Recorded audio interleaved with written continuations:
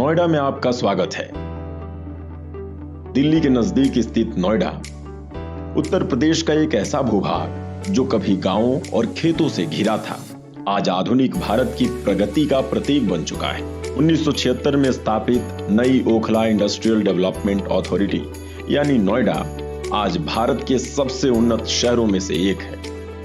ये एक आधुनिक शहर के रूप में पहचाना जाता है।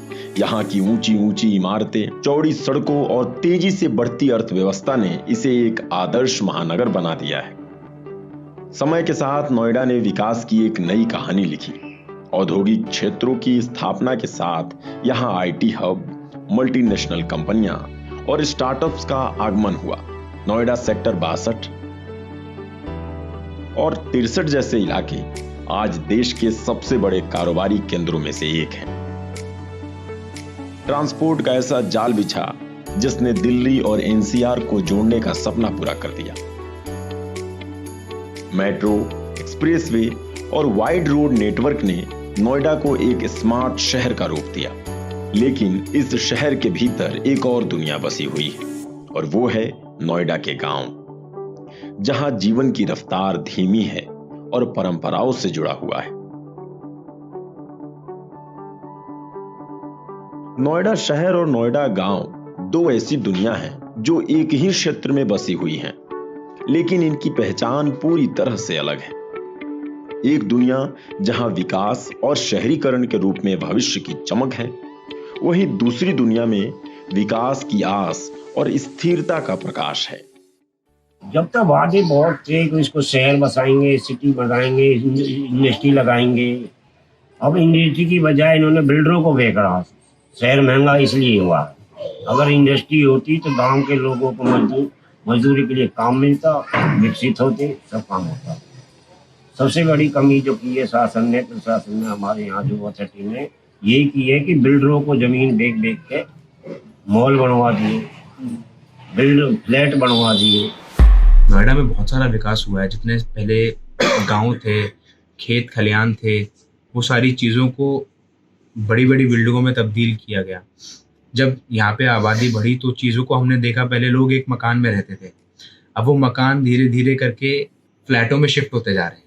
तो ये भी एक डेवलपमेंट है कि पहले आबादी मतलब एक तरीके से देखा जाए तो ज़मीन पर ऐसे वास्ट तरीके से फैल रही थी, अब उनको एक मल्टी स्टोरी बिल्डिंग में सेट किया जा रहा है। तो ये भी एक बहुत बड़ी अपने आप में बात है जो डेवलपमेंट के तौर पर है और बहुत अच्छी चीज़ है। नोएडा शहर तेजी से बदलता हुआ मेट्रोपॉलिटन हब है। यहाँ की सड़कें हमेशा भीड़ से भरी रहती हैं और व्यापारी केंद्र, शॉपिंग मॉल और तकनीकी कंपनियों के कार्यालय इसे एक आधुनिक और व्यस्त शहर बनाते हैं। यहाँ हर दिशा में दौड़ते हुए लोग, नई कार्यशैली और विकास की चमक देखने को मिलती है। इसके ठीक विपरीत यानी उलट नोएडा के गांव आज भी अपनी कृषि प्रधान जीवन शैली में रमा हुआ है। यहाँ के चौड़े खेत, सकरी गलियां और पुराने घर एक शांतिपूर्ण पारंपरिक दुनिया को दर्शाते हैं।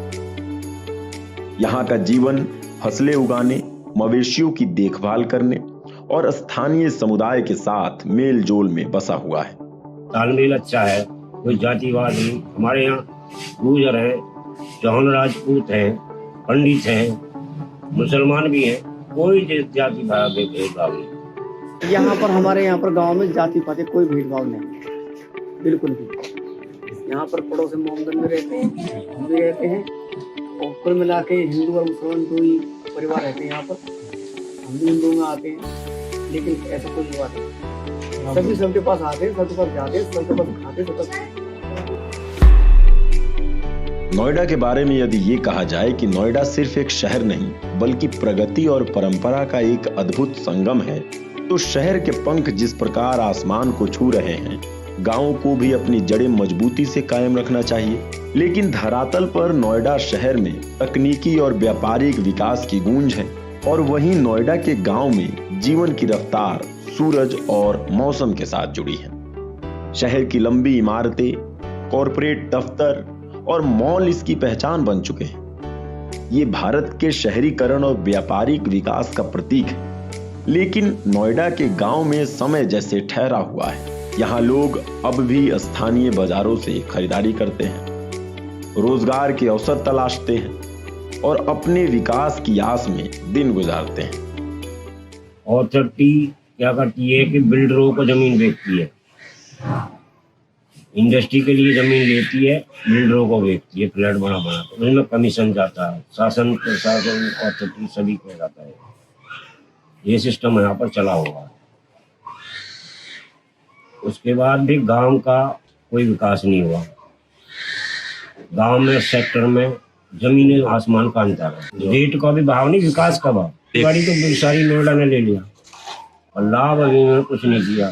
सेक्टरों में सीवर का बड़ी व्यवस्था है, बिजली की बड़ी व्यवस्था है, रोड की व्यवस्था है, पार्किंग की है, बारात घर की है, सारी व्यवस्था है। गांव में कोई व्यवस्था नहीं है ऐसी। ये शहर केवल इमारतों और सड़कों का नाम नहीं है, बल्कि ये लोगों के सपनों का आधार है। नोएडा के विकास से पूरे देश को फायदा है, लेकिन इस विकास के बीच गांवों का चेहरा भी बदला है।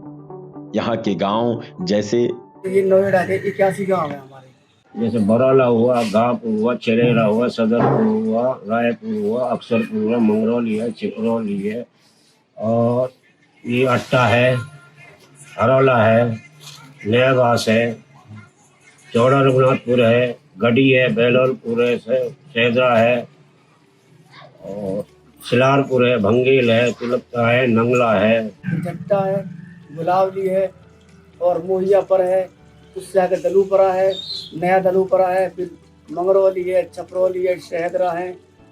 इस प्रकार के नरगढ़ा वगैरह कई गाँव बहुत। कभी कृषि और ग्रामीण जीवन का केंद्र थे।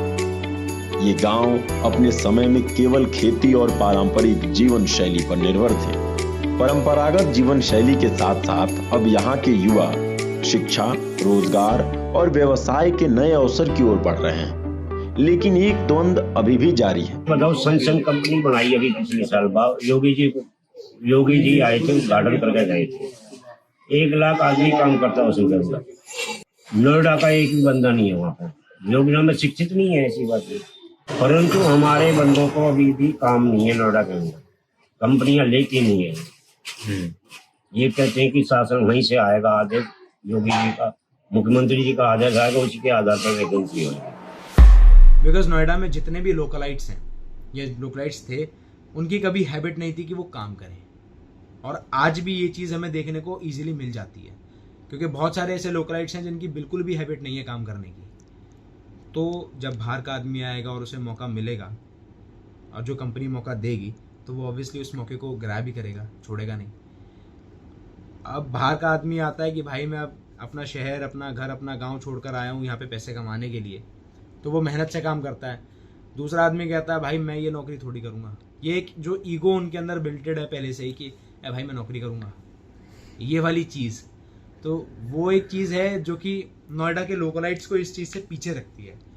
वो शर्म या वो चीज़ें, ऐसा सोचना, क्योंकि ऐसा यहाँ के लोगों का कल्चर ये था कि ज़मीन ले ली, एक मकान बना दिया, उसमें किराएदार रह रहे हैं, किराया आ रहा है, बस घर चल रहा है, खर्चे निकल रहे हैं, बहुत अच्छी बात है।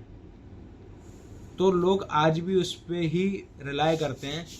या फिर कुछ लोग ऐसे थे जिनकी बिल्कुल भी स्थिति नहीं थी, बट लेकिन अगर उनको मुआवजा मिला तो वो उसका फिर यूज़ नहीं कर पाए।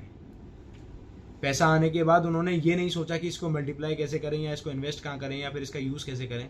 उन्होंने शो ऑफ में उसको खर्च कर दिया सारा का सारा। तो अब जब उन पे पैसा नहीं है तो फिर वो कुछ ना कुछ हाथ पैर मार के ढूंढ रहे हैं। तो इसीलिए ये चीज़ कही जाती है कि नोएडा में ज़्यादातर लोग बाहर के हैं, और बाहर के ही लोग आकर के पैसा कमा रहे हैं। नोएडा शहर और नोएडा गांव के बीच का अंतर केवल भौतिक दूरी का नहीं है, ये जीवन शैली, संस्कृति और समय का भी अंतर है। जैसे जैसे नोएडा शहर का विस्तार हो रहा है, शहर की सीमाएं धीरे धीरे गांव की ओर बढ़ रही हैं। नई सड़कें, शहरी निर्माण और व्यापारिक स्थल धीरे धीरे इस गांव के इलाके में फैल रहे हैं, जिससे गांव के लोगों को परेशानी होती है। यही है, शहरों में रास्ता ठीक है, यहाँ जो गली में पानी भर रहे हैं, गाँव में यही है। और क्या, डेली के डेली किसान बैठते हैं वहाँ पर, और बैठ के आश्वासन लिया और चलाए। आश्वासन का मतलब ये है कि बे लगाम घोड़े पे बैठा देना और छोड़ देना, अशुभ घोड़ा ही वादा किया खिलाफ। ऐसा नहीं है कि सारी गलती अथॉरिटी की या सरकारी कर्मचारियों की या सरकार की तरफ की ही है। इसमें कुछ गलती गांव के हिस्से की, गांव की तरफ भी है। गांव के जो लोग हैं वो अपनी मनमानी करना। अगर सरकार ने कुछ प्लान किया है कि हम यहाँ से सड़क निकालेंगे, तो भाई वहां पे अगर किसी का प्लॉट 100 गज का है तो उसने वो 125 गज में बना रखा, अपने घर का फ्रंट थोड़ा आगे निकाल दिया, तो फिर वो जो रोड का रास्ता था वो छोटा हो गया। अब वो जब सरकार उस चीज को देखने आती है, मेजरमेंट करने आती है, तो फिर वो सारे इकट्ठे एकजुट होकर के खड़े हो जाते हैं उस चीज को लेकर के, तो फिर वो चीजें नहीं हो पाती हैं डेवलप। तो एक वो चीज भी है इसमें। दूसरी चीज ये भी है कि बहुत सारे लोग ऐसे हैं अपनी जमीन सरकारी काम के लिए देते हैं, फिर उसको घेरते हैं, फिर उस पर मुआवजा लेने की कोशिश करते हैं। तो सरकार किस किस पे ट्रस्ट करे? तो इस चीज में यही है कि उनको देखते हुए जो अच्छे लोग हैं वो भी इस चीज में पिसते हैं। तो इस चीज में मैं यही कहूंगा कि दोनों तरफ से एक इक्वल ही बैलेंस्ड गलती है कि डेवलपमेंट में ऐसा नहीं है, जब तक हम सरकार से मिलेंगे नहीं, सरकार से जुड़ेंगे नहीं, चाहे कोई भी सरकार हो, तब तक हमारा भला हो नहीं सकता। और हम सिर्फ अपनी ही चलाना चाहेंगे तो ऐसा सरकार कभी होने भी नहीं देगी। तो बहुत सारे लोग ऐसे भी होते हैं कि सरकार की प्रॉपर्टी को ही कब्जे में ले लेते हैं और सरकार से उल्टा पैसा मांगते हैं। ये कहानी सिर्फ नोएडा की नहीं है, बल्कि उस भारत की कहानी है जहां पुरानी परंपराओं को आधुनिकता धीरे धीरे अपनी खुराक बना रही है। यहां परंपरा और आधुनिकता के बीच संतुलन बनाए रखना ही असली चुनौती है। इन चुनौतियों से नोएडा खुद को कैसे पार करता है, ये देखने वाली बात होगी। तो दोस्तों, नोएडा के इस सफर में हम इसी मोड़ पर रुकते हैं। आप यदि कभी नोएडा आए तो नोएडा के शहर के साथ साथ गांव के दर्शन भी अवश्य करें।